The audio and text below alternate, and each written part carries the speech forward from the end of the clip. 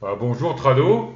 Donc on va finalement y arriver quand même, hein, le petit problème de, d'un peu de débutant de YouTube. Donc comme je te disais avant, on est super content de te recevoir. Euh, donc on va recommencer à zéro alors, hein. Donc on va faire une petite présentation de qui nous sommes, hein.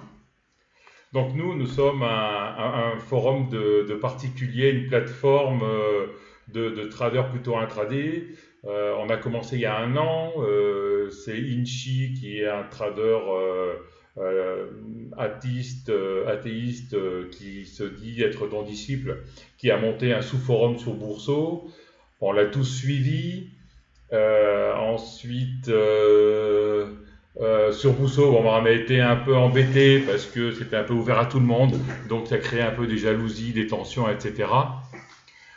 Donc on a décidé d'ouvrir ça sur une plateforme privée sous Slack, qui n'est pas tout à fait un forum, c'est un chat en direct qui est très réactif et qui correspond bien à notre mentalité, car on est plutôt court terme, voire très court terme, voire intraday sur small ou bio. Bon, on a d'autres chaînes, bien sûr, mais c'est un peu notre spécificité. Et pour nous, ben, c'est très important de te recevoir aujourd'hui parce que qui dit athée dit trado, quoi. Voilà. Euh, donc, ben, si tu veux commencer un peu à te présenter, savoir comment tu es arrivé à être qui tu es maintenant, spécialiste de l'athée sur les réseaux. Alors, Denis, merci de m'accueillir. Bonjour à toute la communauté, une grosse communauté qui croît très vite, donc c'est signe de qualité. Je suis vraiment très content d'être là, d'échanger. Donc, pour répondre à ta question, bon, bah voilà, hein, j'ai 46 ans, mais je suis arrivé à l'analyse technique relativement tard, hein, puisque même si j'ai boursicoté, comme on dit, très jeune, je pense que les premières actions, ça devait être de l'Eurotunnel. Puis après, ça a été du Liberty Surf, hein. J'ai été sur tous les coups gagnants au début. Ouais. Et c'est justement parce que j'ai été sur tous les coups pourris que j'ai commencé à m'intéresser à l'analyse technique. Parce que même si j'ai une formation typiquement en économie fondamentale, hein, je suis un pur produit de la fac d'économie, je me suis rendu compte bizarrement que quand on voulait faire de la spéculation de court terme, ça ne suffit pas, voire même ça ne sert à rien, quoi, hein. Et après avoir pris quelques bouillons, je me suis mis à l'analyse technique. On reviendra sur ça un petit peu plus tard. Mais globalement, ça fait 20 ans que je fais de l'analyse technique, de l'analyse graphique. Au moment où je commençais, c'était vraiment confidentiel, hein.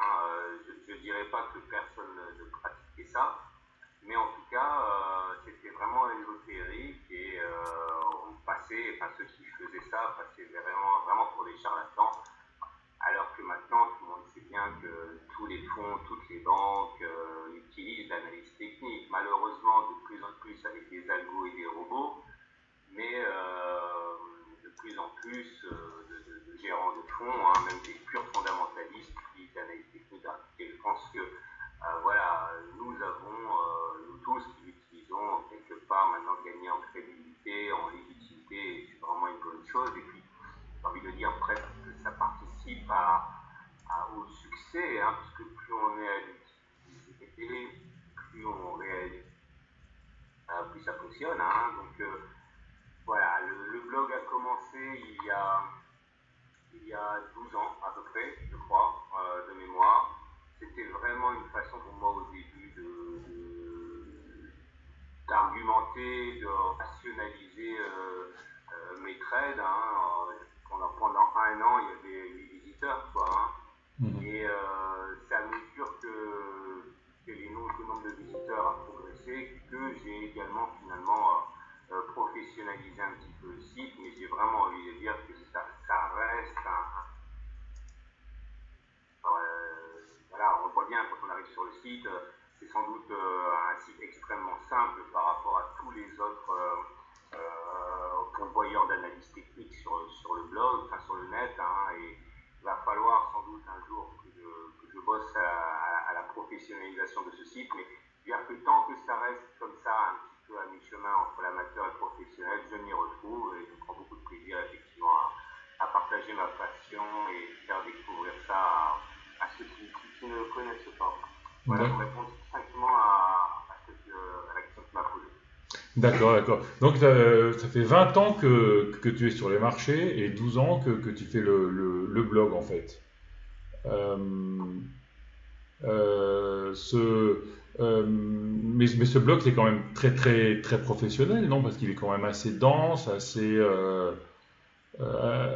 y a beaucoup de formations, beaucoup de webinaires. Non, tu fais beaucoup de webinaires ou comment ça se passe? Bon, disons que oui, à partir du moment où j'interviens plusieurs fois par jour, au moins Ouais. une fois par jour, j'imagine que c'est déjà assez professionnalisé. Mais voilà, j'ai des projets que j'ai jamais réussi à mettre en place. Par exemple, je voudrais vraiment, et j'espère que 2019, ça sera l'année, je voudrais vraiment mettre en place une école de trading, une école d'analyse technique, c'est-à-dire véritablement en prenant sous mon aile des boursicoteurs qui veulent se former. Ça, c'est quelque chose que j'ai jamais réussi à faire, Mhm. pas eu le temps. Et voilà, c'est ça que j'ai en tête avec voilà, une sorte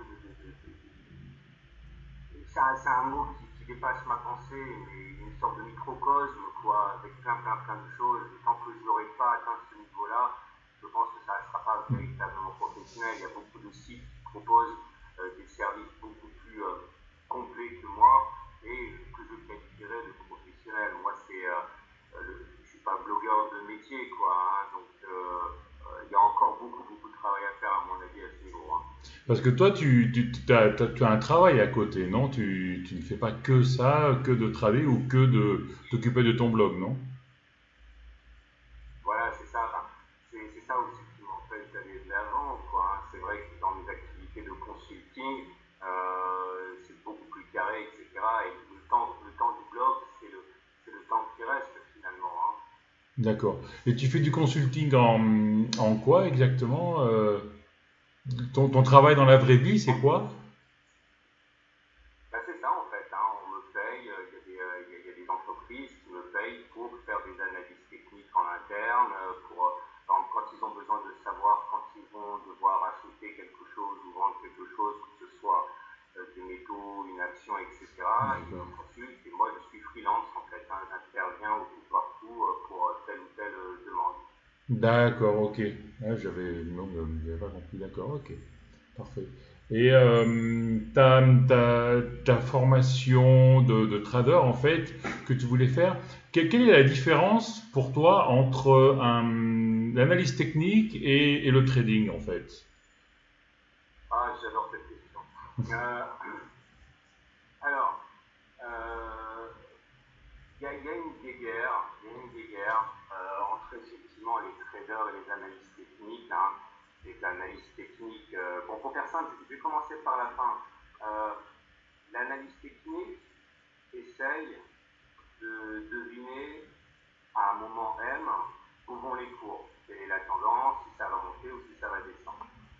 Euh, c'est intéressant et c'est important lorsqu'on est un investisseur. Je caricature volontairement, c'est-à-dire que voilà, imaginons que j'ai la bonne idée d'acheter une action, je ne sais pas au hasard Société Générale.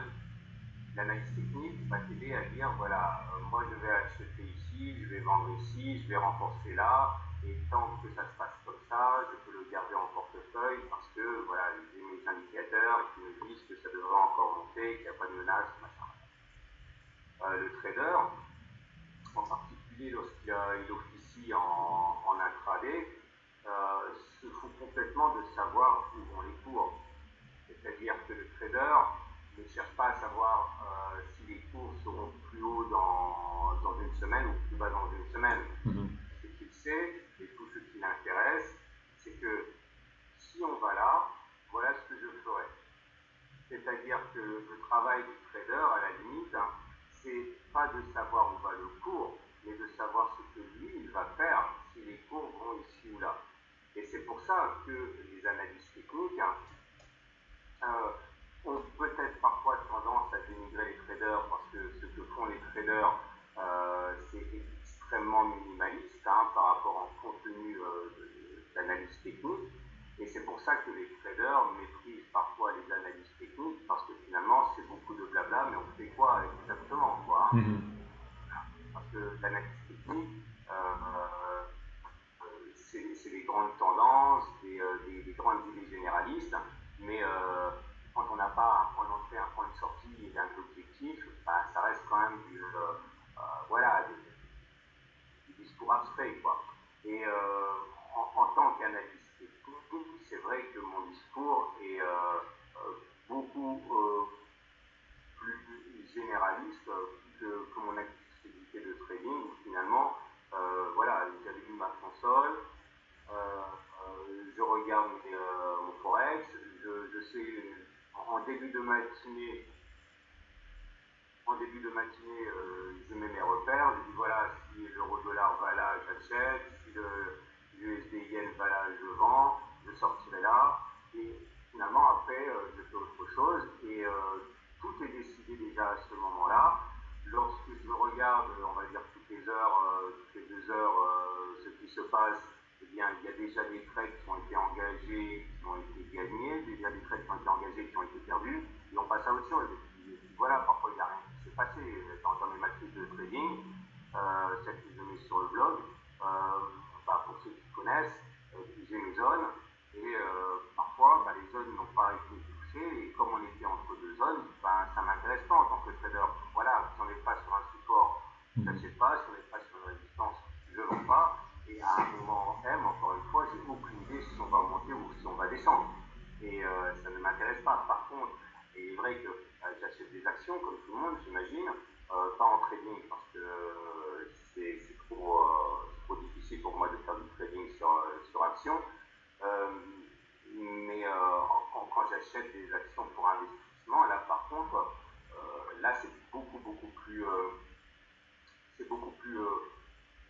j'allais dire compliqué, mais c'est pas vrai parce que faire du trading c'est pas facile. Mais voilà, il y a beaucoup plus de champs d'analyse. Lorsque tu fais acheter une action et que tu veux la garder, je sais pas, pendant plusieurs semaines, plusieurs mois, voire plusieurs années, c'est un suivi régulier, etc., qu'il n'y a pas en trading, où à la limite, 2 jours après, je ne sais même pas ce que j'ai acheté, ce que j'ai vendu, quelle paire j'ai acheté, quelle paire j'ai vendu. Parce que pour toi, la différence entre un investissement et un trading, c'est plus qu'une unité de temps, en fait. C'est-à-dire que, par exemple, on a des points d'entrée et des points de sortie, même en idée, en se basant sur la T, quoi. Oui, alors.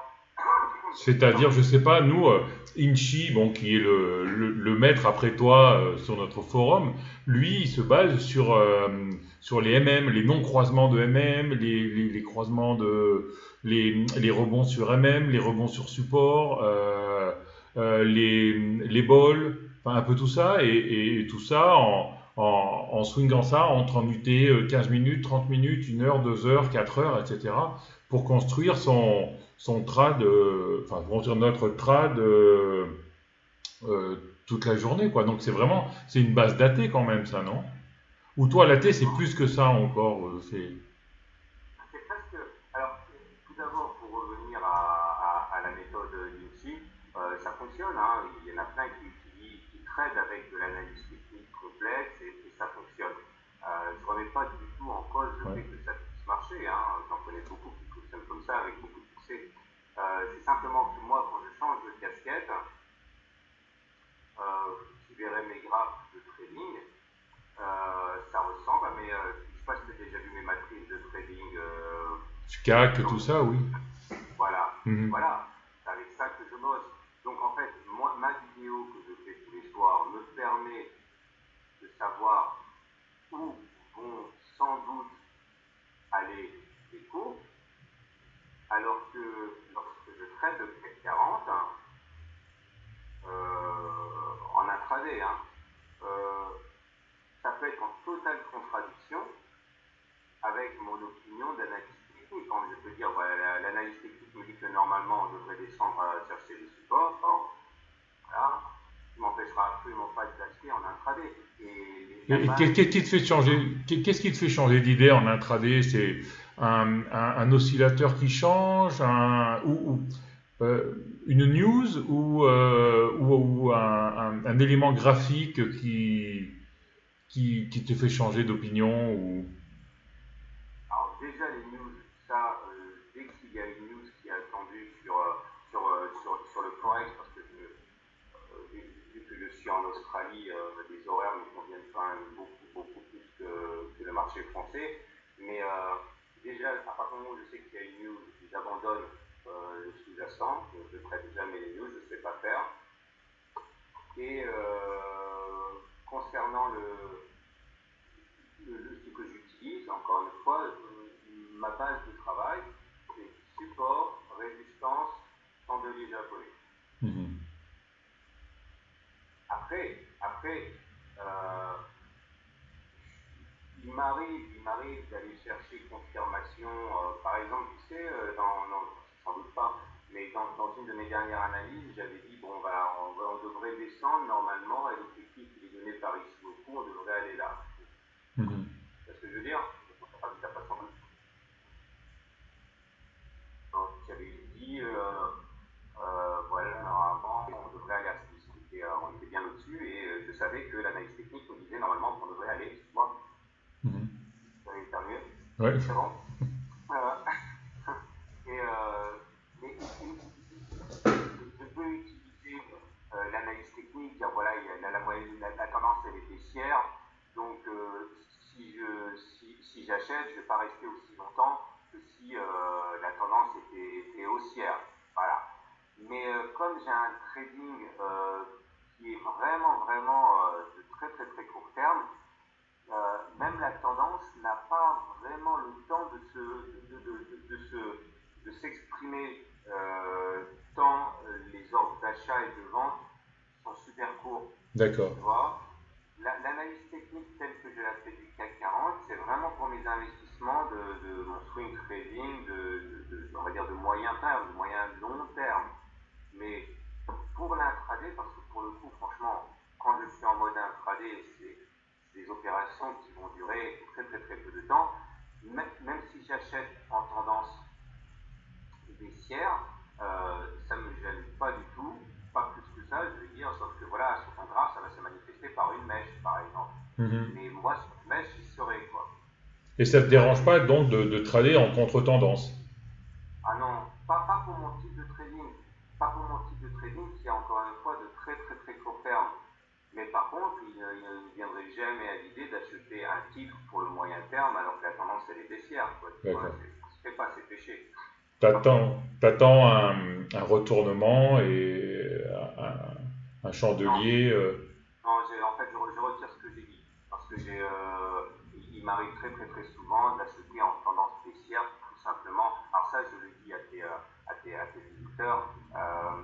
Pour moi, c'est quelque chose, c'est un cheval de bataille hein, que j'ai, une croisade que j'ai, qui est, voilà, quand les gens se mettent à l'analyse technique, quand ils sont nouveaux, ils voient une tendance, ils voient une moyenne mobile qui descend, ils voient des Bollinger qui descendent, qu'importe, ils voient un triangle, une épaule, des épaules, et ils vont dire voilà, je spécule à la baisse. Ça ne fonctionne pas comme ça. Si vous faites ça, vous débutez, vous avez toutes les chances de perdre des sous. La base de la base, c'est les supports et les résistances. C'est ce qu'il y a de plus fort. Quand on a une tendance baissière, à mon sens, ça veut simplement dire qu'on va aller chercher les prochains supports. Mhm. Ça ne veut pas dire casser les supports. Là, par exemple, il y a une épaule qui est épaule, on l'a vu sur le CAC 40, hein, et lors des messages que je reçois ou sur YouTube et les commentaires qu'on me met, on dit voilà, on a cassé la ligne de coup, ça va faire la hauteur de l'épaule reportée en dessous de la ligne de coup, on va aller chercher les 5100 par exemple, n'importe quoi, 5050, je m'en rappelle plus. Et moi j'ai dit bah non, parce que il y a des supports. Et les supports, c'est plus fort que tout. Donc tu as ton épaule, cette épaule, ça veut dire qu'elle va nous emmener sans doute jusqu'au prochain support, mais on ne peut pas préjuger de la capacité d'une figure chartiste, d'une moyenne mobile, de un support. Pareil pour la résistance. Si vous avez une moyenne mobile, on va prendre le truc le plus simple, quoi, moyenne mobile haussière, MACD haussier, momentum, enfin bref, tous les indicateurs sont haussiers, et que vous êtes proche d'une résistance, moi je n'achète pas. La tendance nous amène à la prochaine résistance, au prochain support. Et ce n'est qu'en cas de cassure de ces supports de résistance qu'éventuellement le chartisme, la tendance reprend ses droits. Mais à la base, c'est quand même ce qu'il y a d'horizontal qui compte, les supports et les résistances, que ce soit en analyse technique ou en trading pour moi. C'est pour ça que c'est tout ce qui figure. Comme j'ai un trading de court terme qui joue beaucoup, c'est un trading d'impulsion, quoi. Hein. Je graphie quelques pouillèmes et puis je sors. C'est pour ça que je sais que la tendance à réaction épidermique sur un support sera beaucoup plus forte que la moyenne mobile qui accompagne le mouvement. Après, pourquoi pas, si ça fonctionne, je sais très bien que beaucoup gagnent de l'argent en utilisant l'analyse technique, mais par rapport à mon type de trading, je n'utilise même pas les indicateurs, pas les moyennes mobiles, rien du tout, quoi. Et toi, tu Voilà, joues. moi, pardon, vas-y. Non. Toi, le support, tu achètes après rebond ou en approche de support? Non, j'achète pas en approche de support, j'achète sur les chandeliers japonais. En fait, moi, ce que j'ai, c'est, encore une fois, je dis un support, résistance, chandelier japonais. D'accord. Quand je vois, je sais pas moi, voilà, tu arrives sur un support, tu as un harami haussier avec confirmation, ou tu as, je sais pas moi, un avalement haussier. Voilà, si les configurations sont bonnes, si le mouvement il est pur, s'il est violent, c'est une longue mèche, etc., j'achèterai. Mais je n'attends pas la confirmation de l'analyse technique. Alors attention, pas privilégié, je trade comme ça. Maintenant, il m'arrive aussi de faire du trading intraday de très court terme en utilisant la tendance. Mais par exemple, imagine qu'on soit en tendance haussière et que j'ai un beau chandelier japonais, encore une fois, de continuation, je sais que mon objectif, il ne saurait pas être au-delà de la prochaine résistance immédiate. D'accord. Ça veut dire quoi? Ça veut dire, comme je travaille avec un ratio gain-risque de 1,5, personnellement, si je ne suis pas capable d'avoir un objectif en deçà d'une résistance, avec un rapport de 1 pour 1,5, je ne prends pas le trade. D'accord. Ok. Mais attention, là je te produis un discours qui est adapté à ce que tu m'as dit. Tu m'as dit que ta communauté, c'est essentiellement du très court terme. Donc je te parle de la manière dont tu fais la très court terme. Si tu m'avais demandé de parler de mes investissements, je t'aurais tenu un autre discours. D'accord. D'accord. Nous, en fait, notre manière de trader, c'est plus, on a une résistance qui est symbolisée par une bolle ou par une moyenne mobile. Quand on passe cette résistance à l'heure, par exemple, parce qu'on est en unité 1 heure, on rentre pour aller chercher la résistance suivante dans l'unité supérieure, par exemple. C'est un peu notre méthode, quoi. Voilà. Tu me disais aussi que tu avais plusieurs types de trading et d'investissement. Sur ton capital, que représente le moyen terme, le court terme, le long terme et l'intraday en proportion?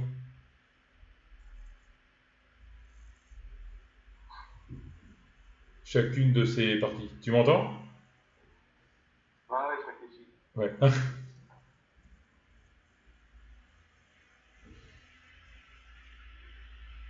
Alors, j'applique une méthode en termes d'investissement et de moyen terme,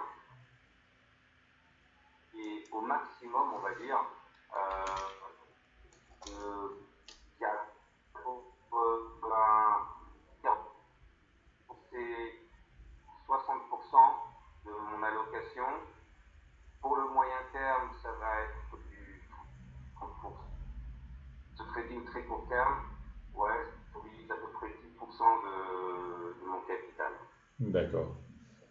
Et sur le long terme, moyen long terme, tu es plutôt action ou matière première ou forex ou bitcoin ou tout ou indifféremment. Tu n'es pas spécialisé sur quelque chose en fait. Euh, pour le long terme, je ne trade qu'avec des trackers, personnellement. Ok. Je n'investis pas sur les actions pour le long terme. Pour une raison qui est. On parle un peu d'investissement là. Oui, oui, c'est ça, oui. Ok. Alors, moi, je vais commencer par un fait, ok, qui va permettre sans doute de réaliser pourquoi je fais ce que je fais. Tu sais quel pourcentage de gérants de fonds bat le marché? Je crois qu'il n'y en a pas beaucoup, hein. Il y en a encore plus que ça. Aucun, non? Euh, 4. C'est-à-dire que tu prends tous ces mecs surdiplômés qui viennent des plus grandes universités anglaises, françaises, américaines, on n'a même pas 4% Ah oui. qui arrivent à battre le marché. C'est-à-dire qu'un blaireau comme moi ou comme toi, ou qui a accès à une information forcément moins bonne, quelle est notre chance de battre des gars comme ça, Hmm. qui n'arrivent eux-mêmes pas à battre le marché? Ok, il y a encore eu une expérience qui a été faite, une expérience qui date bien, ça a été publié il n'y a même pas 3 mois. Les journalistes je crois que c'était je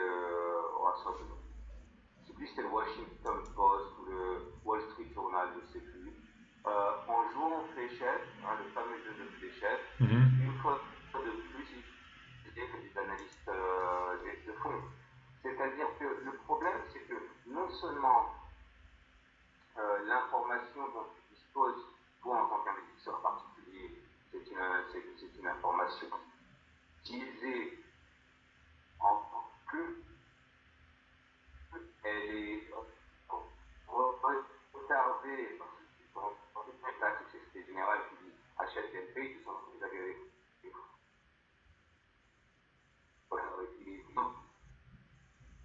déjà libérés de leur titre. Deux, c'est retardé. Donc,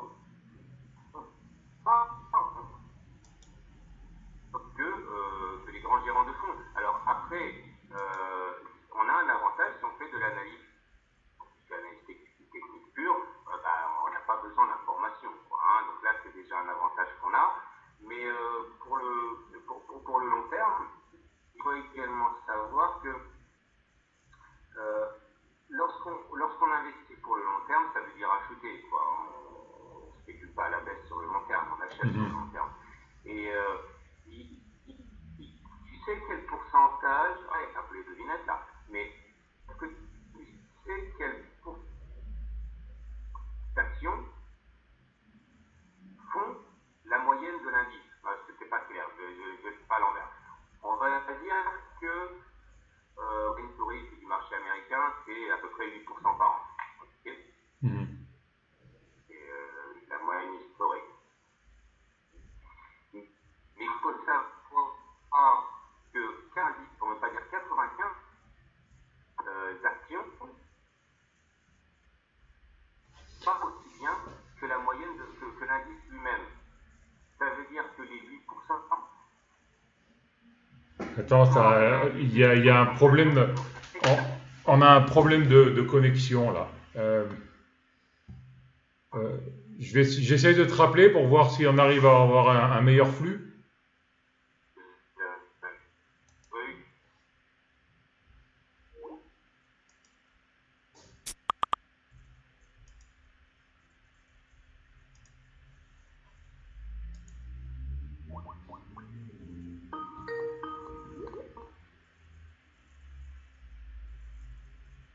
Tu m'entends? Ouais, toi. Ah voilà, très bien, ouais, ouais.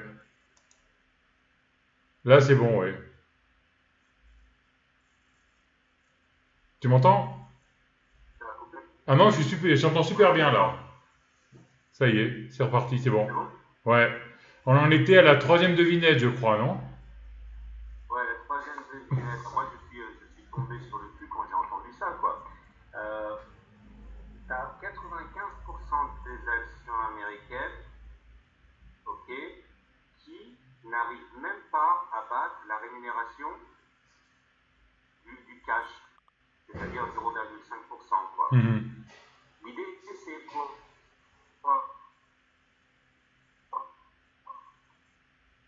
que la, non, des actions qui vont tellement augmenter en prenant 100, 200, 500, pourquoi tu vois des Google, les pourcents des actions sont incapables Ouais, on a un problème de connexion encore là. de faire.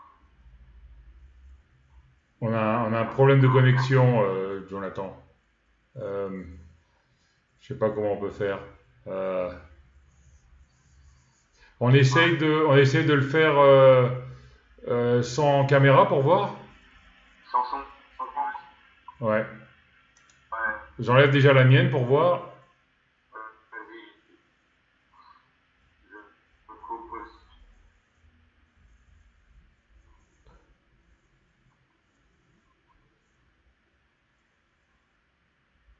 Bon, comment ça va là? Voilà, je t'entends super bien là. Ouais, c'est parce que c'est trop lourd. Ok. Ouais, mais là je te vois Bah, plus par contre, hein. bah non, c'est pas grave.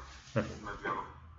Donc, ouais, donc tu me disais 95% des actions américaines ne battent pas la rémunération du cash, c'est ça? 80, ah non, alors attends, non, c'est 95% des actions américaines qui font moins bien que leur indice. Mhm. Ok. Et si l'indice fait 7-8% par an, c'est parce qu'il est tiré par des actions qui font extrêmement bien et qui vont tirer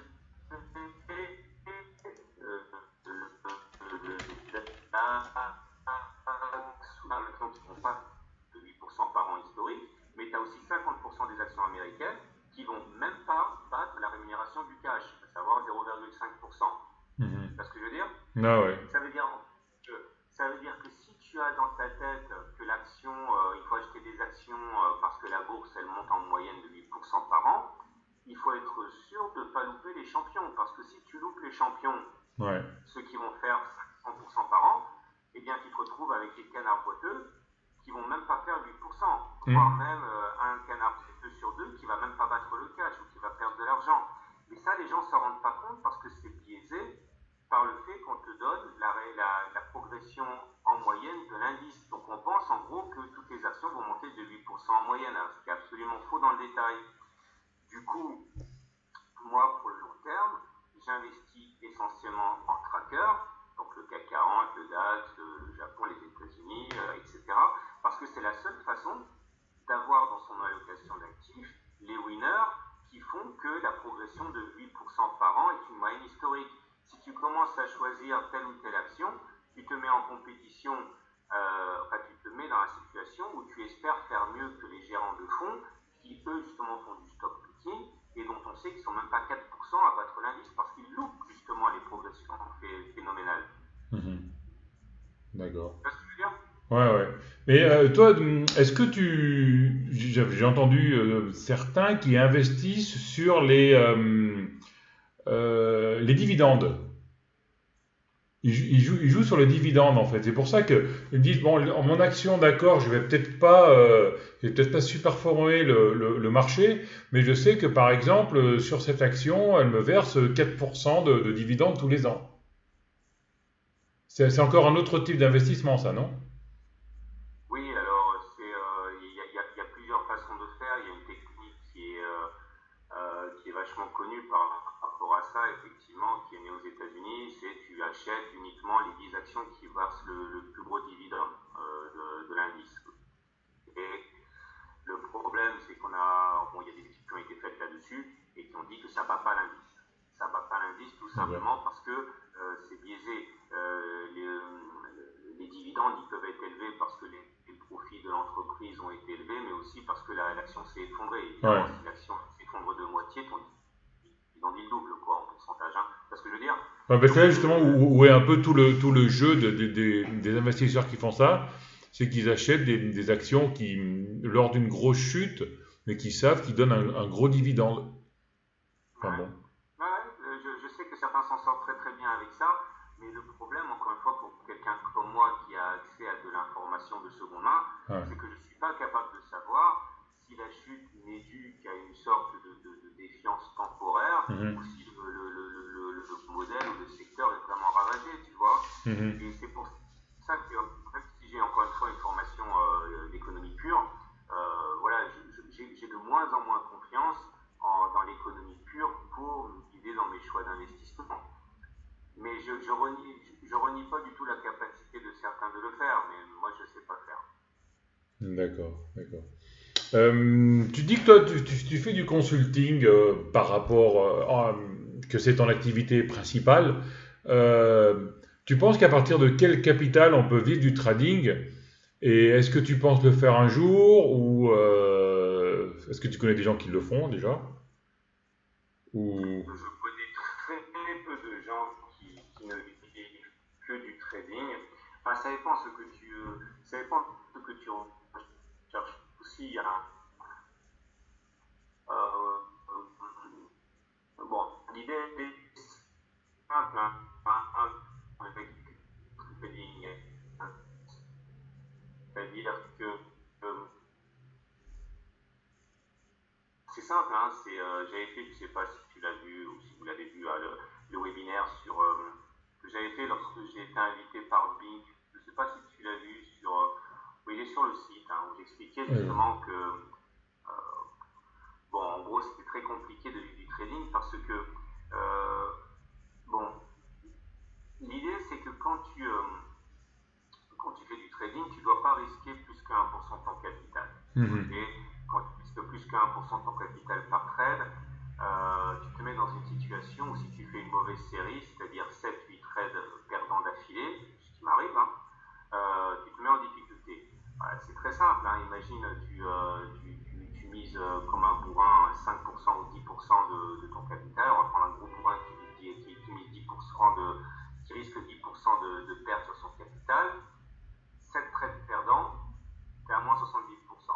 Mhm. C'est impossible. Bon, à la fin du mois, tu manges des cailloux. Quoi, Ouais. hein. Donc, si tu veux respecter une sorte de money management lucide, ou voilà, si tu as une mauvaise série de 6, 7, 8 trades, il faut que, à la fin de cette mauvaise série, tu sois toujours capable de remplir ta gamelle. Et voilà, moi je pense que trader avec 1 à 2% maximum de ton capital, c'est bien. Après, tu fais le calcul, ok? Mhm. Si tu as 100 000 euros et que tu risques à chaque trade 1% de ton capital, ça veut dire que tu mises 1000 euros à chaque fois, ok? Sur ces 1000 euros, tu vas avoir normalement un trade sur deux, soyons, soyons humbles, qui sera perdant. Sur ce trade-là, tu vas pas gagner 1000 euros chaque fois que tu investis 1000 euros. Mhm. Tu espères gagner un petit peu sur chaque truc. Donc tu vois, très très vite, tu te rends compte que après tu payes des impôts aussi. Après, ça dépend de l'endroit où tu vis, mais c'est vrai que si tu veux vivre avec moins de 200-300 000 euros du trading, soit tu es célibataire, soit tu vis dans un pays en développement où tu n'as pas de gros Ouais. besoins. Mhm. Mais je ne vois pas comment en France tu peux vivre du trading avec moins que plusieurs centaines de milliers d'euros. C'est pas, c'est... Alors après, on en connaît tous, hein. J'en connais des gens qui tradent avec 500, 600 000, voire 1 million, hein, mais c'est une extrême minorité. Moi, je pense que ceux qui s'intéressent au trading sont là pour voilà, mettre du beurre dans les épinards, pour pratiquer une discipline qui est vachement intéressante. Mais je vois pas, il n'y a pas énormément de gens qui ne vivent que du trading. Hein. Mhm. Oui. Présente-nous un peu ton offre pédagogique et puis ce que tu proposes. sur ton site internet, parce qu'il y a beaucoup de choses gratuites comme les webinaires, tout ça, mais après, tu as aussi tout un pack de formation à la T, non? Oui, alors justement, oui. Alors, ça, c'est un pack et ça m'a pris vraiment plein de temps pour le faire parce que je voulais le prendre le temps et puis je faisais pas que ça. Mais ouais, l'idée, c'est un pack.